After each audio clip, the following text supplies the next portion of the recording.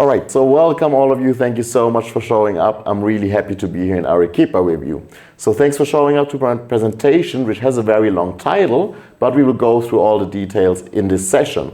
So it's entitled, "We are those who do not disconnect the values of their minds from the actions of their bodies. Integrity as one's existential and spiritual life preserver." So the key term here is integrity. This entire talk is about integrity. Ayn Rand held that there are in total 7 virtues, and the most important one is rationality. As we have already heard from the last speaker, Rand held we should be guided exclusively by reason, not by faith, nor by whims, nor by emotions, nor by desires, but only by our mind, by reason. And she held that the other 6 virtues she describes are all applications of rationality, and so is integrity. So I would like to have a look at integrity, tell you why it is important, but first let me give you some definitions so you all know what we are talking about. So Ayn Rand once wrote, quote, "The virtue of rationality means that one must never sacrifice one's convictions to the opinions or wishes of others, which is the virtue of integrity." And the most important objectivist scholar, Leonard Peikoff, he puts it in the positive. He tells us what we should do in order to lead a life of integrity. He writes, integrity is loyalty in action to one's convictions and values. And further, integrity is the policy of practicing what one preaches, regardless of emotional or social pressure. So in short, what we need to do first, we need to be independent. We need to use our own minds to figure out what we want from life, what is an important goal for us, but then we also need to stick true to ourselves. We need to pursue that vision, and this is what integrity is about. So my presentation for today is divided into 2 parts. So first I would like to have a look at philosophical history and go back in philosophical history and have a look at 4 key thinkers to talk about the theory-practice dichotomy. Because what integrity is about is to not only come up with a theory, but to also live the theory. But a lot of people, philosophers, have told us differently, that there's theory on the one hand, but practice on the other hand. So we will have a look at this theory-practice dichotomy, and I will argue that it is the key reason for the separation of values from reality, and I will show you the disastrous consequences which follow from such an approach of putting the ideal in theory, which can never exist in practice. In the second part of the presentation, then we focus on the positive. Why is integrity so important? So we talk about how we can harmonize our thoughts with our actions. And I will argue that integrity and the soul-body integration are prerequisites for happiness. So let's start with the first part and let's see where the theory-practice dichotomy comes from. And now we go all the way back to ancient Greece, namely 4th, 5th century BC, and this is Plato. So let us have a look at the Platonic theory and where that idea of separating ideals from this world comes from. So Plato had the idea that there's not only one world, but there are 2, as you can see here on the picture. So we are all living down there as men in the cave. We can never see the truth. The truth is up there in a different world, in what Plato called the world of the forms. So all the ideals are up there, we can never reach them here on earth. So Plato had the idea that he said, for instance, if you look at a flower, at a rose, you find one rose which has perfect seeds, another one which has a perfect stem, and another one which has perfect leaves, but you do not find a perfect rose. You only find perfect attributes. And if you somehow puzzle those attributes together, you come up with the idea of the perfect rose. But it only exists up there in the world of the forms as an archetype. It can never be here on this earth. All roses are imperfect. If you want to have a different example, Plato would have said, you will find one man who has a perfect nose, another one who has perfect eyes, another one who has a perfect leg, and so on and so forth, but there's no such thing as the perfect man on earth. The archetype, the ideal of the man is up there, as you can see on the picture. The ideal man is up there, but we are here in the caves, sitting around, and we can never become perfect man. Now Ayn Rand wrote a very, very interesting novelette, Ideal, in the 1930s. And one of the characters there is a Platonist, and he is a painter. And he has painted nothing but one woman, and her name is Kaygonda. And now Kaygonda enters into his life, but he cannot even recognize her anymore because she's an ideal. She can only be there up in the world of the forms. She can never be here in reality. So that guy admires Gonda, and now he meets her. And here's what he has to say.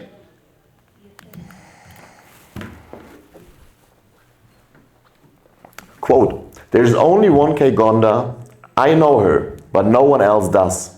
I have dedicated my life to tell men of her, to awaken in their souls a hunger for her who is the unattainable. She can never enter our lives, nor our houses. Our fate is but to sing of her, and to pour our souls into a sacred, hopeless hymn, and to glory in our suffering and our longing. Only you can't understand, no one can." End quote. So what we are seeing here with Plato is the idea that ideals and perfection are up there in the world of the forms, but here on this earth, everything is imperfect. And now I would like to have a look at 4 thinkers who have based their ideas on this notion that there are 2 worlds. The first one is Augustine, 4th, 5th century AD. So Augustine wrote a lot of books, most importantly City of Gods, and he was a fervent Christian. So here we have the same Platonic idea of 2 worlds, but this time we're having an imperfect earth again, and we better do our duty, which is to sacrifice for other people, as was pointed out, altruismo, and we give up everything, and then we can come to a better world, namely to the Christian heaven. So again, we have the idea there's an imperfect world here on earth, but if we sacrifice everything, we can come to a better reality, to heaven. And Augustine was very clear here. In a key passage from his book, The City of Gods, he writes, quote, "Two cities have been formed by 2 loves. The earthly by the love of self, even to the contempt of God.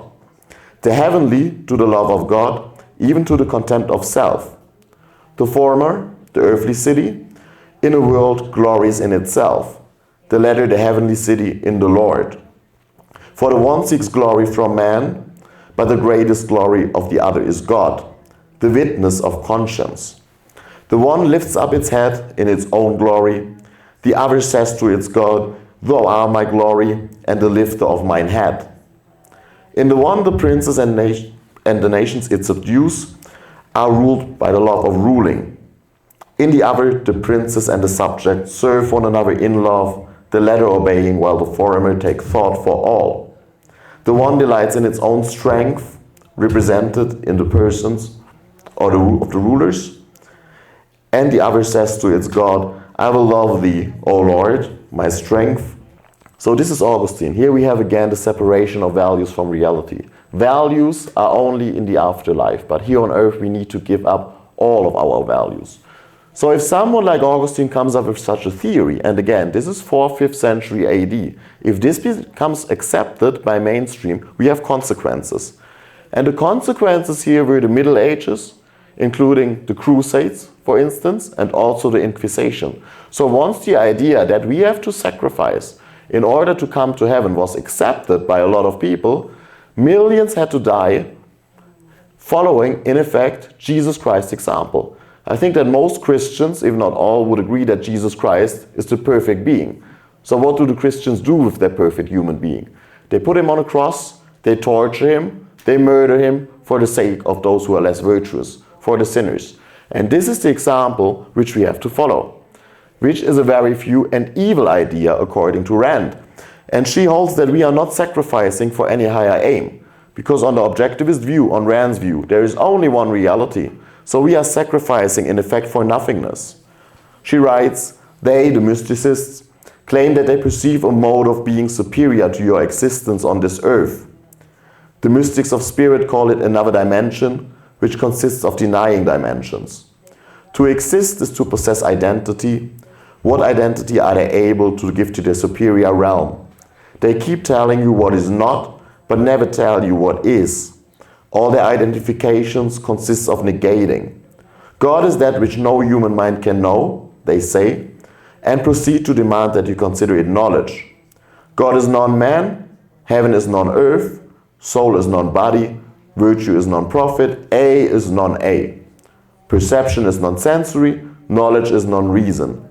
Their definitions are not acts of defining, but of wiping out. End quote. So what we are seeing here again is the separation of theory from practice. So whom are we having next? Now we're jumping a few centuries and we're going to the 19th century, to Karl Marx, the father of communism. Here again we have the idea of two worlds, but with a slight twist, because Karl Marx was an atheist, of course. So the point is, when we look at Plato and at Augustine, we have a different world in space, which you can somehow locate in space. This is no longer the truth for Marx. Marx said there are also two worlds, but they are located in time. At the present, we live in a terrible society, he argues, where all the workers are exploited by the evil businessman. However, we can come to an ideal future, namely to the socialist utopia. And we have just seen that in Venezuela, when we saw Maduro and Chavez always speaking of the 21st century socialist utopia. So here you have the idea that the present is terrible, but we can build a better society in the future. The problem with that theory of Marxism is, of course, that it's not based on the facts of reality. It's an ivory tower philosophy. It is not in harmony with the facts of reality. Ludwig von Mises, my favorite economist who was mentioned before, wrote this about Marx.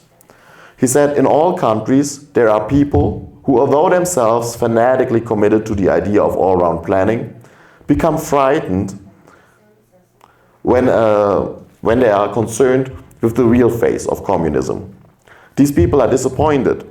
They dream of a Garden of Eden. For them, communism or socialism means an easy life in riches and the full enjoyment of all liberties and pleasures. They fail to realize the contradictions inherent in their image of the communist society. They are Cinderellas yearning for the Prince Savior who will recognize their merits and virtues.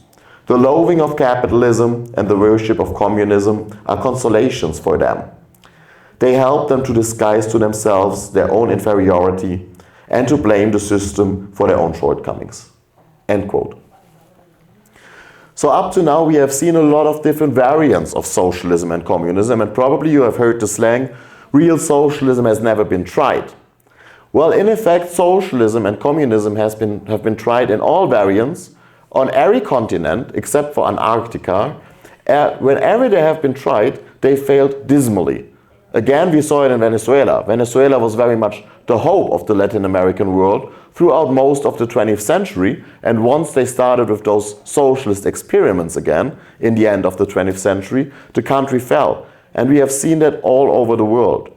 So the question we need to ask is, how can socialism or communism be an ideal if in reality it just leads to disaster? Rand once wrote, quote, "There is the catchphrase, this may be good in theory, but it doesn't work in practice." What is a theory? It is a set of abstract principles purporting to be either a correct description of reality or a set of guidelines for man's actions. Correspondence to reality is the standard of value by which one estimates a theory. If a theory, such as socialism, is inapplicable to reality, by what standard can it be estimated to be good? End quote. So I wanted to save the worst for least, so we're jumping back in philosophic history 1 century, and we go to Immanuel Kant, 18th century, German philosopher.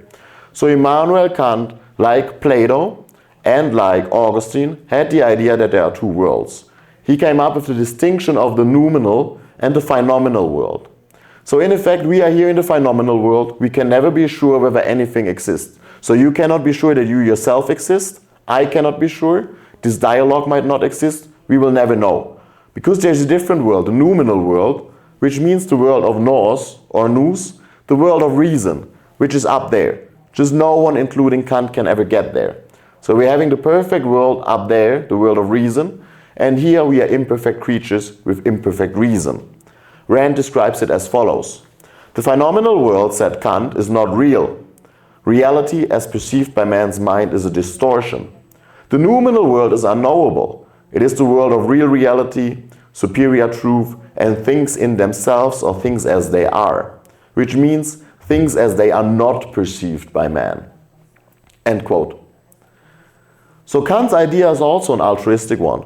Just as with all the other thinkers we had a look at, Kant had the idea that you have to sacrifice yourself for other people. However, there is a difference between all those other variants of altruism and Immanuel Kant. Now, why do you sacrifice yourself if you are Christian? Because you have a selfish motive. You don't want to end up in hell. You want to go to heaven. If you look at the early socialists, the early communists, they also had a selfish motives. They wanted to sacrifice because they thought, if I sacrifice for my brothers sacrifice for me, and I will be better off. Or alternatively, the state will put me in a nice retirement home. So there were selfish motives involved. Now Kant goes one step further. He says whenever you want to do something, including sacrificing everything for other people, if you do that because you want to become happy, then you're already evil. So you can have no selfish motive whatsoever. And now I would like to have a case study, because there is a very interesting case, that of Maria von Herbert. Maria von Herbert is a woman who tried to practice that Kantian idea of duty consistently. She was born in 1769, she died in 1803, so you see she did not become very old. I will tell you why, it's a quite tragic story. So she became famous for writing 4 letters, 3 of them to Immanuel Kant. And as you see, this was the 18th century. There were very few people who could read or write, let alone women. So she was a very educated woman. She knew a lot about philosophical theory, as we see in the letters.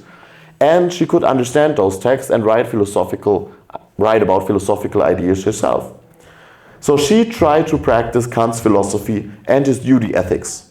His idea that you always have to sacrifice for others, that you can never have any benefit from that consistently. And we will see what happens.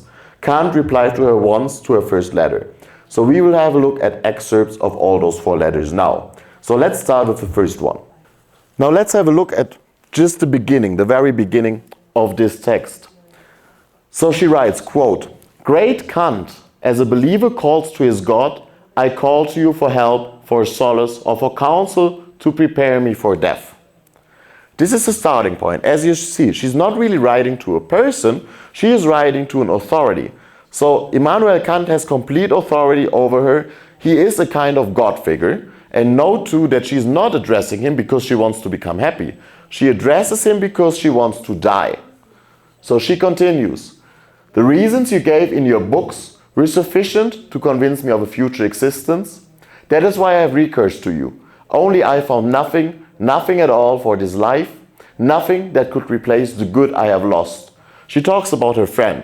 She lied to her friend, and according to her Kant, she is completely evil, and now she wants help for that. She says, "For I loved an object, her friend, that seemed to me to encompass everything within himself, so that I lived only for him." So she's already a complete Kantian, a complete altruist. She completely lives for her friend. She has very much no selfish desires left.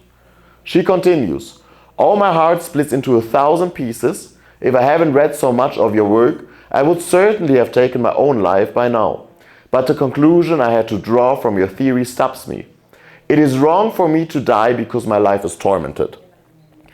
This is a very Kantian notion, the idea that if you are feeling miserable, if you are not feeling well, it shows that you are virtuous because you have sacrificed.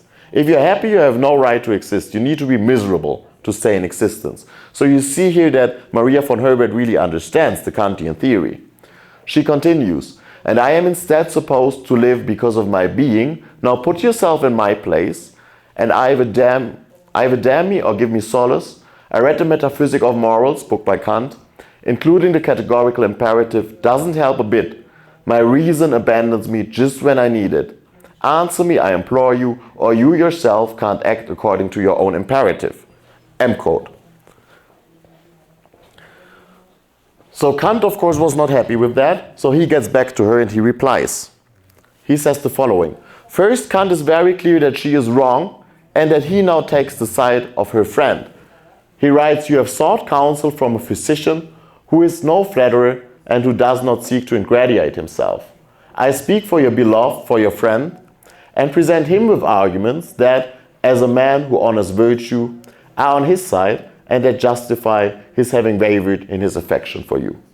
So Kant here is very clear. He doesn't want to help Maria. He goes on the other side. He wants to help her friend. Now he continues and he reminds her of the Kantian theory.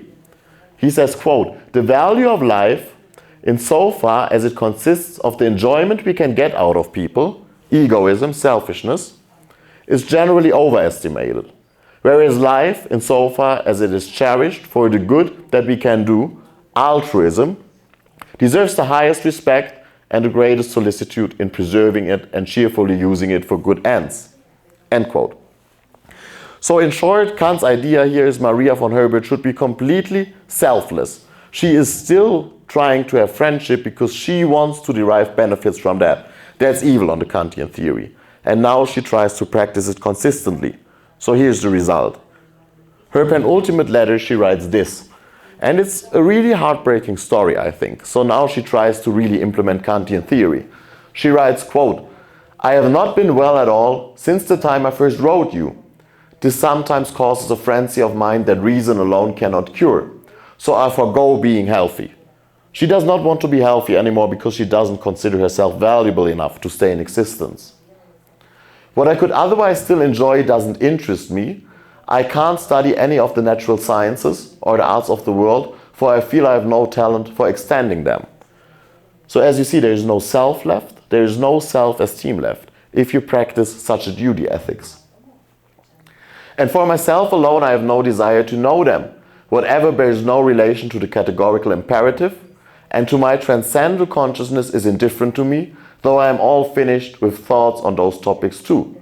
Taking all these things together, you can perhaps see why I want only one thing, namely to shorten this so useless life of mine, a life in which I am convinced I shall become neither better nor worse.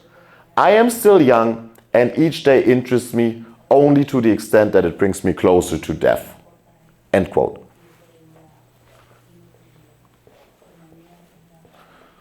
So again, this is the penultimate letter. So Maria von Herbert writes one last letter and then she commits suicide. This is why she dies so young. So here's what finally she has to say before she kills herself. Quote, "Since I assume that you are interested in the fate of anyone who owes as much to your guidance as I do, I want to tell you of my spiritual progress and my frame of mind. Finally, after strenuous effort, I achieved an imperturbable peace of mind. I came also to understand my desire for death, which had seemed to me before as a digging into myself, a perversion of nature, for my own extinction was exactly what I coveted. Even the joy of friendship, for which my heart always yearned, did not protect me from that urge. I saw friendship too as something I did not deserve, and I wanted no other being to be burdened by it. Now my desire is still with me, but my view has changed. For given that I'm finite, no pleasure in the world could compensate for the fact that my life has no purpose.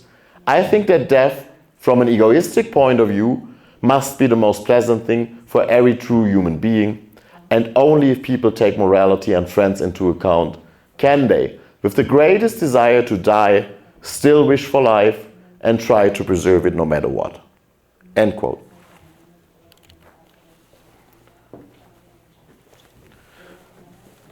So what we're seeing here is a woman who has given up everything and who only wants to die because she has no values of herself anymore. She has no independently chosen values and consequently she cannot pursue any values in reality. So here's the crucial problem with everything we have seen today up to now. You cannot consistently practice irrational ideas. Leonard Peikoff wrote, "To irrational ideas, one cannot be loyal. Ideas that are not derived from reality cannot be consistently practiced in reality."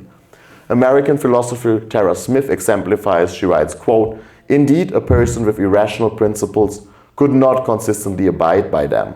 The attempt to practice principles that are at odds with reality, which is what renders them irrational, would necessitate violations of those principles." End quote. And I think this is what we have seen in the first part of this presentation. So let's finish off by focusing on the positive, because the good note is that Ayn Rand showed us how we can harmonize our thoughts and our actions. We don't need to give up our integrity. We can find values which are in line with the requirements of reality, and we can achieve our values here on earth in order to flourish. So welcome to the last part, integrity and soul-body integration as prerequisites for happiness. So integrity in effect has both an intellectual and an existential side. Integrity again means staying true to rational principles. Leonard Peikoff wrote, "As its name suggests, integrity is one's recognition of the fact that man is an integrated being, a unity of matter and consciousness. So it's about your mind and your body and how they relate. So what we need to do first is we need to have principles. Because if integrity means staying true to rational principles, we need to form those principles first. That's the intellectual side. Tara Smith writes, first of all, integrity requires that a person have principles. A person cannot be loyal to his convictions and values if he hasn't got any. Principles are not innate equipment that human beings are born with, however. So if you look at the picture down there, basically the values we come up with are our road signs. We project values into the future, and this is the life we want to lead. However, we also need to live that life. It will not help us if we come up with ideas and if we know, for instance, that we want to go in a certain career, but mommy and daddy tell us we should do something else, so we give up our values. So once you have figured out the right road for you, what is rationally important aim for you, you also need to walk that road and follow that track. Tara Smith writes, because integrity concerns a person's integration of his mind and body, it demands that a person act according to the conclusions of his consciousness. He must unite what he thinks with what he does, making himself a seamless whole. So this is what the virtue of integrity demands. So why is this important, you may ask? Well, I would argue it's important for reasons of self-preservation. Without integrity, we wouldn't even stay in existence. This is in effect Leonard Peikoff's idea. He writes, integrity is a matter of self-preservation. Imagine that you are on a desert island. You need to use your mind to figure out which berries, for instance, you can eat. If you figure out some of them are healthy for you, you better eat them. If you find out some of them are poisonous, and you are like Maria von Herbert and you want to die, then well, you have a problem. Because if you figure out that some of them are unhealthy but you still eat them, you will die. Different example, if you realize it gets colder in winter, well, you better build a hut. If you have figured it out rationally that you need that hut to survive, but you don't build it, you will die. For instance, if you don't consider yourself valuable enough to stay in existence. So you need to have the courage to also give form to your ideas. Leonard Peikoff writes, holding explicit ideas is not enough. Like independence, integrity is a derivative of rationality and precludes any form of emotionalism. It does not mean loyalty to arbitrary notions, however strongly one feels they are true.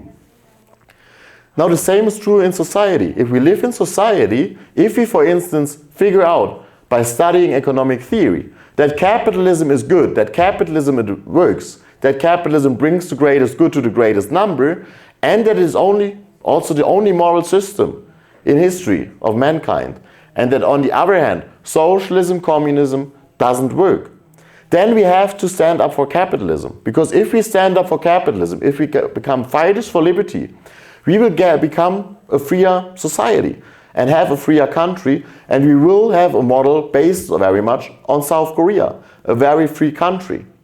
However, if you understand that capitalism is good, but you give up that value because your teachers or your parents tell you that communism is better, if you all stand up for that, we will end up in a dictatorial state like North Korea. So it's also important for us as human beings in society. Tara Smith writes, truly taking ideas seriously involves working to grasp correct ideas on the understanding that ideas direct our actions and that our lives depend on the actions that we take. End quote. So integrity is important for reasons of self-preservation, to stay in existence. But it's also important for reasons of self-preservation. Those two can really not be separated. Integrity is important to keep your soul intact. Because there is no such thing as another world, and what we want to have is heaven on earth. We want to live the best life possible. But you can only do that if you figure out what is good for yourself. Which values do you want to pursue? But then you also need to give them form. Just thinking about values in themselves doesn't lead you anywhere. Tara Smith writes, Rand's case for integrity is entirely egoistic. What hangs in the balance is the agent's own happiness. Integrity is essential for a person to reap the benefit of rational principles, the achievement of his values. It is only by abiding to rational principles that a person can achieve the various values made possible by honest action, just action, independent action, and so on. It is only by faithful allegiance to rational principles that a person can secure his happiness. So I told you we are talking here about integrity as one's life preserver. And this in effect is Tara Smith's term, because she wrote, quote, "Rational principles are a man's life preserver. Adherence to such principles is his means of flourishing," end quote. So you need integrity because once you have figured out what you want from life, you also need to pursue those goals. What is the alternative you have? There is only one: to compromise your values. This would be the deadly alternative to integrity, that you figure out what you want from your own life, but you decide to follow the mob for whatever reasons, be it because you don't trust yourself, you have no self-confidence, you lack courage, or you want to please the crowd. There are a lot of options why people give up their integrity. But this is the key takeaway from this section. So either selecting values which are not in harmony with the requirements of life, or alternatively selecting values and refraining from giving them form inevitably leads to the frustration of your values. So you need to figure out what rational values you want to pursue, and you need to pursue them, because otherwise you will always lead in effect two lives. You will lead a very miserable life here on earth because of compromising. You might not have gone into the career you like, so you have a terrible time at work. You might not have married the woman you love because your parents told you to marry someone else. So you come home from a job you hate, with a woman, you live with a woman you hate, and you have a terrible existence. While at the same time, you know deep down about the life you could have lived, but you have never lived. So we see such people often getting bitter in reality. So in short, what is the key takeaway from this session? Well, it's about integrating soul and body, and this is the important thing we have to do. So in order to flourish, man must first select values which are in harmony with the requirements of life, and then one has to give them form. Ayn Rand wrote, "Integrity is the recognition of the fact that man is an indivisible entity, an integrated unit of two attributes, of matter and consciousness, and that he may permit no breach between body and mind, between action and thought, between his life and his convictions," end quote. And in the beginning I told you that I have a very long title, and in effect the title of this talk is one of my favorite quotations from Ayn Rand's novel Atlas Shrugged. And maybe some of you understand now why I chose that title after listening to me. Here's what the protagonist Dagny Taggart has to say while she explains integrity. She says, "We are those who do not disconnect the values of their minds from the actions of their bodies, those who do not leave their values to empty dreams but bring them into existence, those who give material form to thoughts and reality to values, those who make steel, railroads, and happiness," end quote. Thank you.